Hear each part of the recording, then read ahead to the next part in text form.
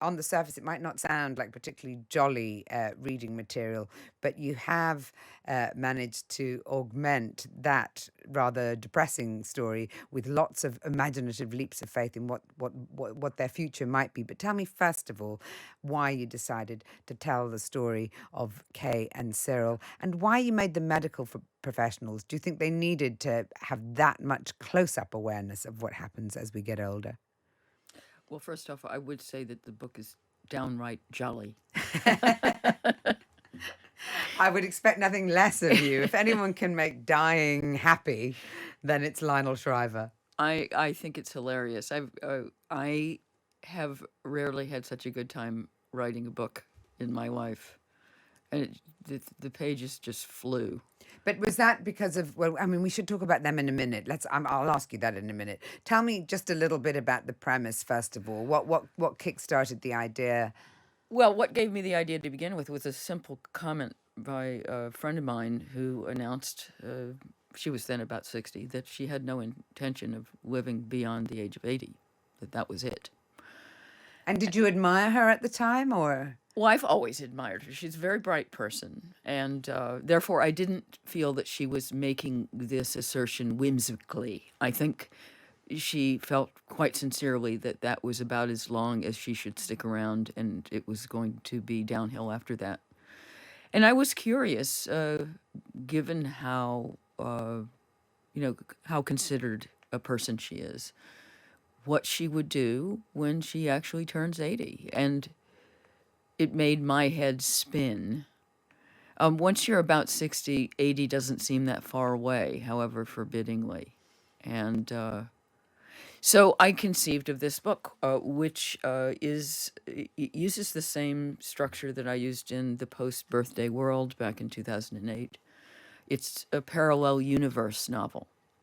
So we get, we get the setup in the first chapter, and then by the second chapter, you have whooshed to the point at which they're almost 80 years old, and they're on the cusp of having to decide whether to make good on it. Um, of course, one of the things about making decisions when you're in your 50s or indeed in your 60s is that by the time you get to your 70s or your 80s, it's very easy to change your mind. Our determination to survive burns quite strong in us as a species, I would say. In fact, I had someone write into me earlier. I can't see the whole of the text at the moment, but she says, I don't think I'm old and I don't feel it, but my diary tells me I'll be 70 next year. I love my life, walking, cycling, roller skating, photography, writing, grandchildren, family, etc., etc. And I wondered how you'd address the fact that Kay and Cyril will, of course, have come to think about that decision in different ways. Well, we approach old age in a different way depending on how old we are. And obviously, when we're younger, we think we're never going to get old. And we really do sincerely believe that. But even coming up rather close to it, we tell ourselves lies. You know, we look at all these people in care homes and we think, oh, I'll never do that. I'll never end up there. I would never allow that. I have too much dignity to end up in a care home. And of course, then we do end up in a care home. You know, we're constantly in denial, and the kind of denial we're in just varies from decade to decade. So, do you think that we're guilty of misplaced optimism and that we need to actually address the way we think about getting old and dying? Or do you think, in some ways, that it's that spirit to survive that's seen us, make the biggest breakthroughs of any species on the planet? That we can consider ourselves so important and so essential that life becomes everything. Well, there's something downright admirable about the determined way that we make our way through our lives, and are capable of denying the reality of death, denying the reality of aging. It's kind of impressive, and it does display an animal spirit, which I have great appreciation for. So I would never encourage people when they're genuinely young to waste all their time dithering about death and decay. That would be a big waste.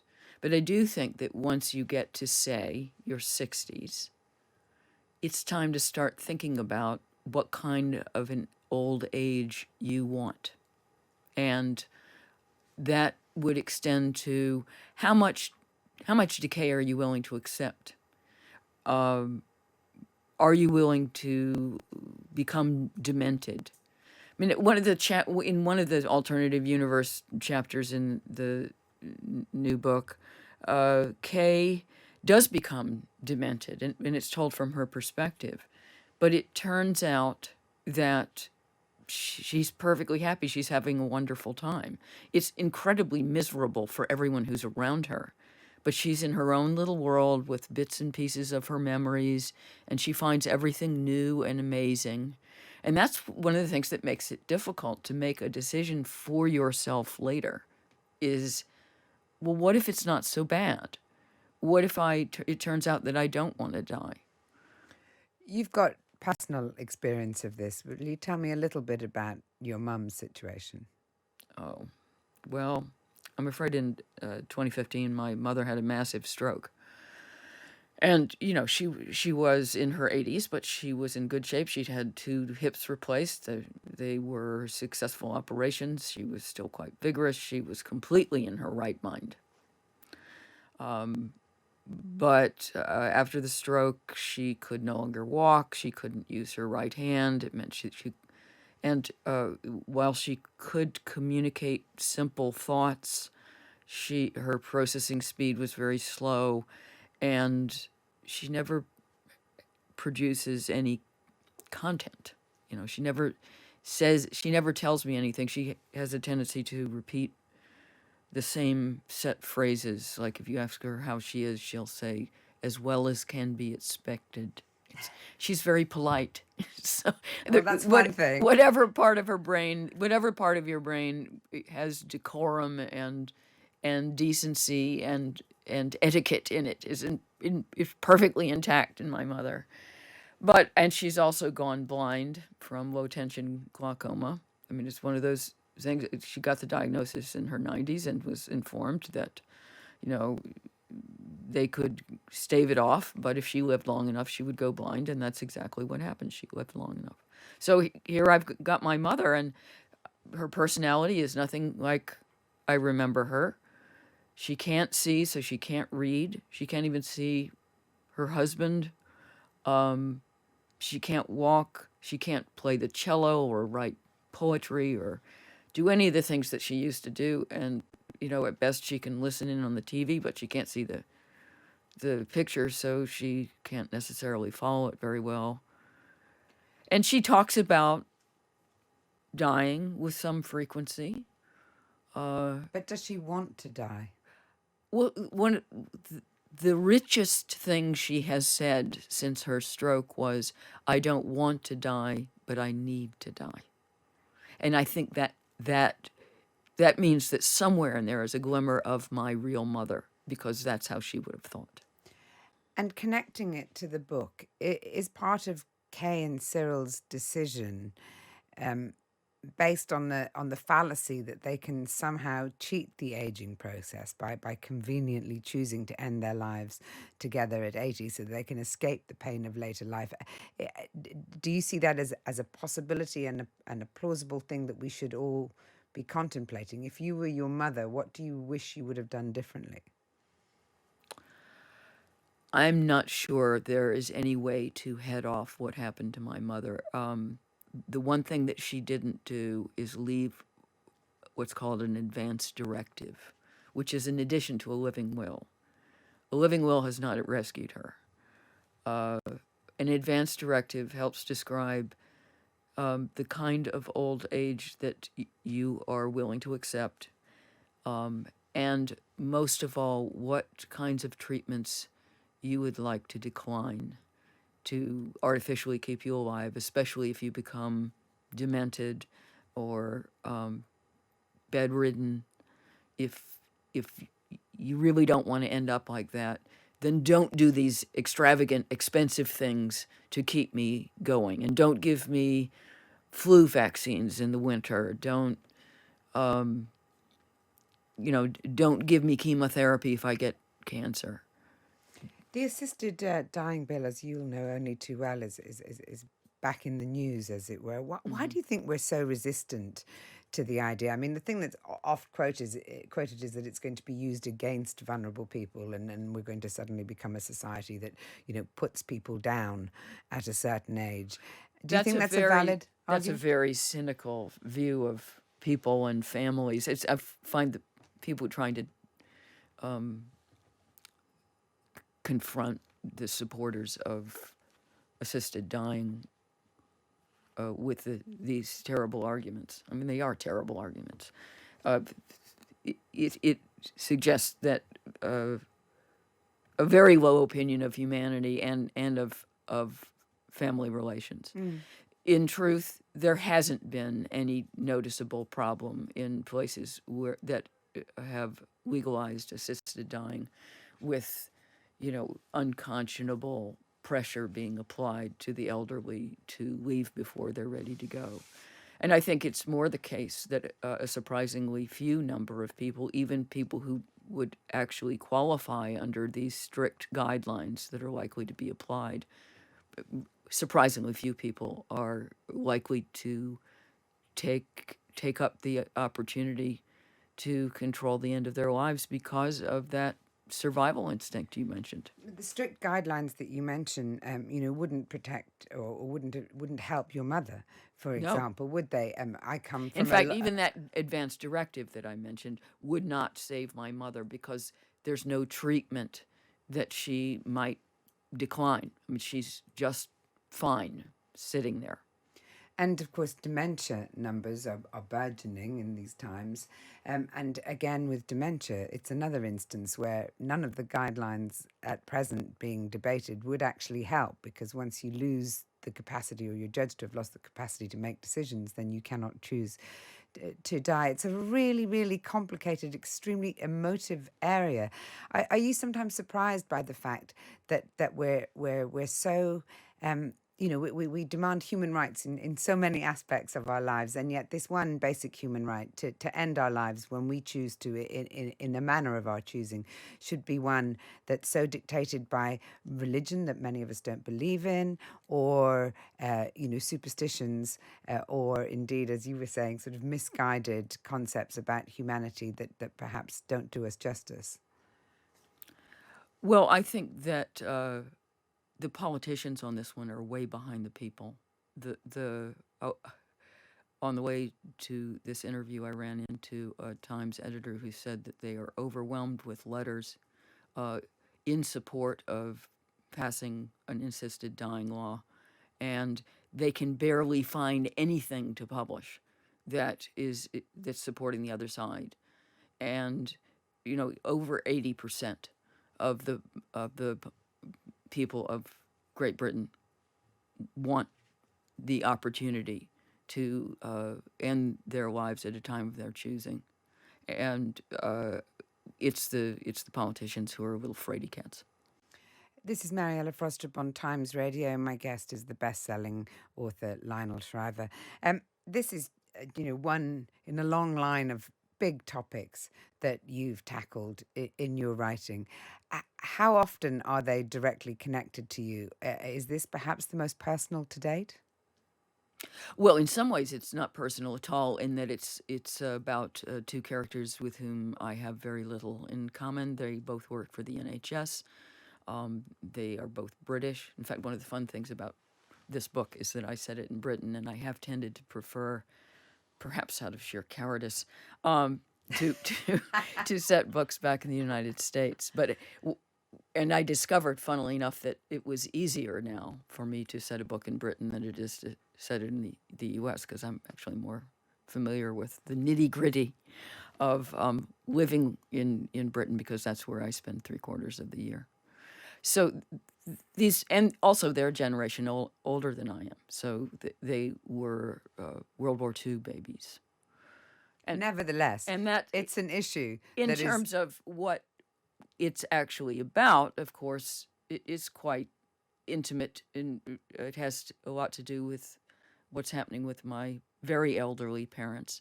And naturally, it's also about what I'm sitting on the cusp of. I'm just turned 64. So that's what I'm looking at. So, of course, that's what I think about, and that's what I write about. What decisions have you made for yourself about your future? Well, so far, all I've done is signed a living will. And I'm now considering maybe an advanced directive is also in order. And of course, I have informed my husband what kind of an old age I want or don't want. That's very, you're putting a lot of responsibility on his shoulders. I informed my husband what kind of a middle age I wanted, and he's not Didn't really do any come. good. That did no good. He's just done his own thing, really. What can I say? But there is that sense with aging. I don't know if you would concur, where you think you're going to feel the right age when you hit that age. So I look in the mirror now and I think, gosh, I look pretty rough for a 38-year-old because because somehow in my head I am perpetually 38. I have friends who are perpetually 18, which I would find a lot more disconcerting, because 38, at least cusp of adulthood. And I fear that that's going to be exactly the same, and that's why my mother, who has very bad dementia and is in a care home, still wants to live, because I think she looks in the mirror and at the moment she sees herself as a 16-year-old in Garlaston in Scotland. Oh, well, that's the most disconcerting thing about aging, is that you keep expecting to feel different, and you don't. I identify with being about 10. And my sense of myself since about the age of 10 has never changed. What it feels like to be me walking around has remained the same. And I think that's one of the challenging things about getting older, especially once you get into the age that people do consider genuinely old. And there must be a sense of just being trapped behind a perspex screen or something and screaming and nobody can hear you. It's like, but you don't understand, I'm just like you. Isn't that what The Scream was all about by Monk? I didn't do anything. This just happened to me. Nobody asked me. But you say that you are about 10, and it's interesting you should say that, because I don't know if listeners necessarily know, but you were born Margaret Ann Shriver, but at the age of 15 you decided to change your name to Lionel because you were a bit of a tomboy, and you felt that it suited you more. So is that still true of you? Do you still feel like you're that tomboy that you were in your teens? Yeah, absolutely. So, do you think that there's been no radical evolution to your your sense of yourself over the decades? Because it fascinates me. I wonder if we do all stop at some point, and different people stop at different points. Yes, I do think so. I think there's something accurate about that. You know what it's like to meet somebody who's only 22, and they seem as if they're already 52, right? Their age is set. They're already old fogies, and it's a certain kind of person, and their age is set in the future. And the same thing happens with you reach an age where to yourself it is your quintessential self, and that it's often set at a rather young age, which is one of the reasons that young people think that they are young. Their very soul is young, and being non-young seems like not being themselves.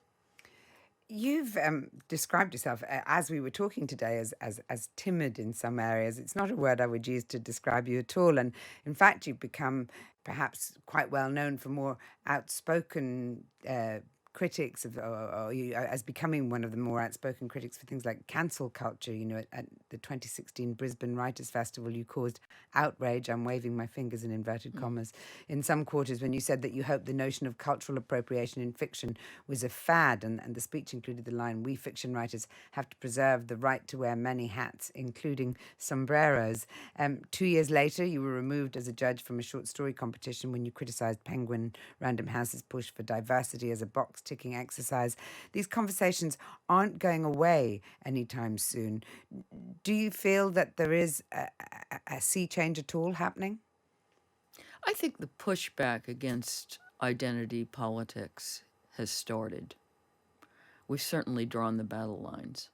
And I have a sense of having a fairly generous number of colleagues who have become more outspoken and are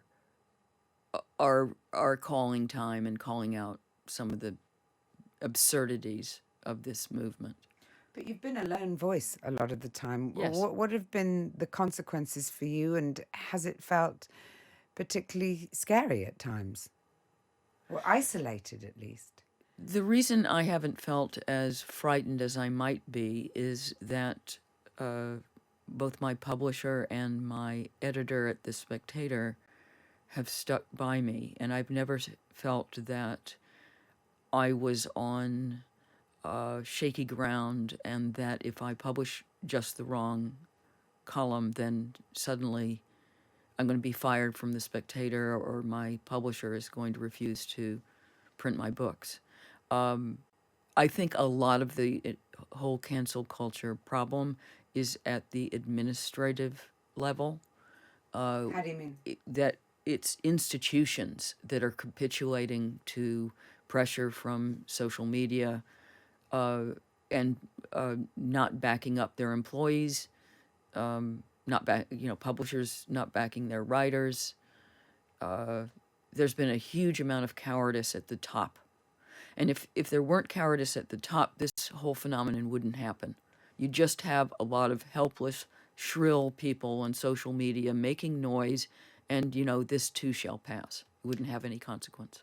Why do you feel it's important to speak out? Because obviously, I mean, some of the issues that you're dealing with are issues that I think on a good day you would say absolutely, this matters.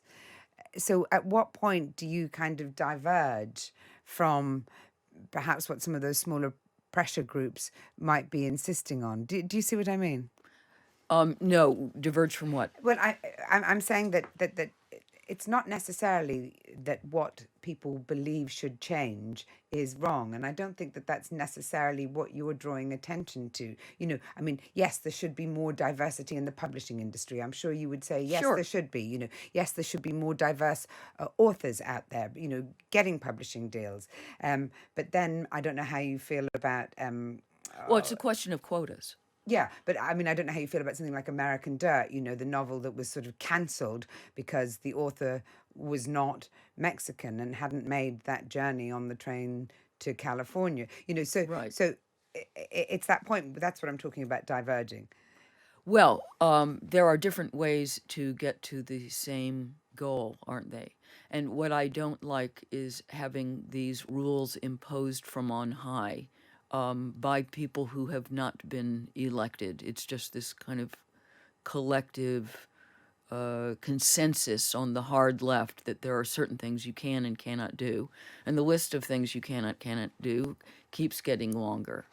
And then there are other things that you must do, like bring in quotas. And now it's fashionable not only to bring in quotas, even if they're implicit, they're adhered to, but also to make those quotas ridiculously unrepresentative of the percentage of a given population demographically.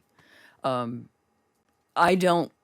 a writer, I resist there being any rules in my profession. That's one of the nice things about being a novelist is that you make up your own rules and then you adhere to them. So if I am perfectly willing to decide that a particular storyline seems insensitive or poorly timed, I make those kinds of decisions all the time, but I want to make them. Do you think that prescriptive nature of belief is what's led in the past to, some of the most terrifying regimes, and what you described as cowardice at the top, again, comes from the same place in a way? Yes, it's authoritarian. And that's one of the odd things that has happened especially during the last 10 years, is that the left has embraced the kind of bossiness and tyranny that used to come from the right. You know, when I was born in the 1950s, it was conservatives who were oppressive and telling you what to do, and you couldn't have sex before you got married, and you couldn't take drugs, and you had to be patriotic, and you had to sing certain patriotic songs, and in the U.S., recite the Pledge of Allegiance, and they were fanatically anti-communist, and I mean, it was a very prescriptive perspective on the conservative side. And now, weirdly, the only people who are arguing for freedom of speech, for a kind of uh, freedom from other kinds of cultural strictures, it's all from the right. Now, ultimately, of course, a lot of these things are not left-right issues to begin with. Freedom of speech, for example, it belongs to everyone, and we all need it. But it's been frustrating for me because I don't hail from the right to implicitly become classed as some kind of retrograde neo-Nazi, because I'm just pushing back against identity politics. Just finally and briefly, have there been consequences, and do you care? Okay, yes. First, last, of course I care. Uh, If I want to make my own rules, then I also want to leave the building on my own terms. So if I decide to retire, fine, I decide to retire, but I don't want a mob to make that decision for me. I've certainly come close to becoming canceled, or that is, there have been a number of hysterias surrounding something that I've written. But I'll just reiterate this: the reason it did not turn into cancellation is that the people behind me and above me stuck by me, and I'd like to see a little more of that in relation to all my colleagues.